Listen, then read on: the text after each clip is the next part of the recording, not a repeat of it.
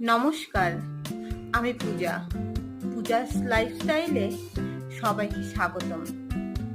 বড়দেরকে আমার প্রণাম আর ছোটদেরকে অনেক ভালোবাসা নিয়ে চলে এলাম নতুন আরো একটি ভিডিও। ভালো লাগলে অবশ্যই লাইক, ফলো, সাবস্ক্রাইব করে দেবেন। আজকে নিয়ে এলাম সকালে মজাদার একটি ঝটপট তৈরি হওয়া সুস্বাদু খাবার, যেটা আমি আমার ছেলেকে স্কুলের টিফিনে দিই। মাঝে মাঝে সকালে আমরাও খাই, খুবই ভালো লাগে। আর মাত্র 5 মিনিটের মধ্যেই তৈরি হয়ে যায় সেই ঝটপট খাবার। তো চলুন রেসিপিটা দেখাই কি করে কি করলাম।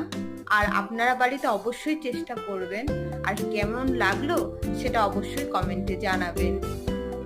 চলুন তাহলে রান্নাঘরে যাওয়া যাক।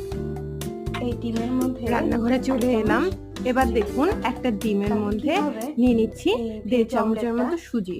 সুজিটা দিলে কি হবে বলুন তো, পেটটা অনেকক্ষণ ভরা থাকবে।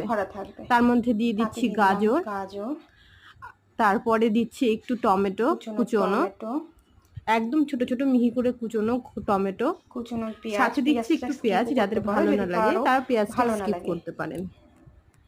সাথে আছে একটু ক্যাপসিকাম, আদা কুচি, সাথে একটুখানি আদা কুচি, সাথে স্বাদ মতো নুন আর গোলমরিচ।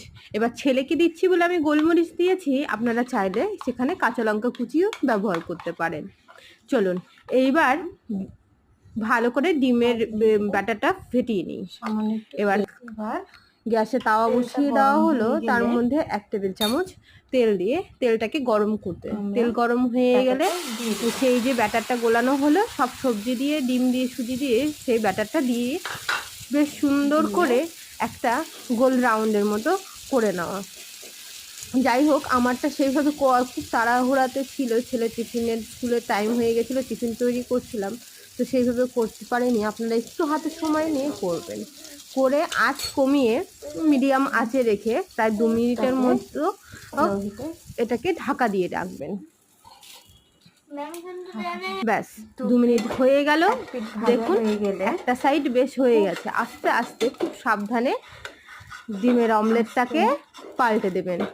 পাল্টে দিয়ে ওই আবার 2 মিনিটের মতো আপনি মিডিয়াম আঁচেই ঢাকা দিয়ে দিবেন। এই 2 মিনিট হয়ে গেল। এবার আবার পাল্টে সাথে একটু সস লাগিয়ে পরিবেশন করতে পারেন। আমার ছেলের টিফিনে আমি এটাকে কেটে দিয়েছি। কেমন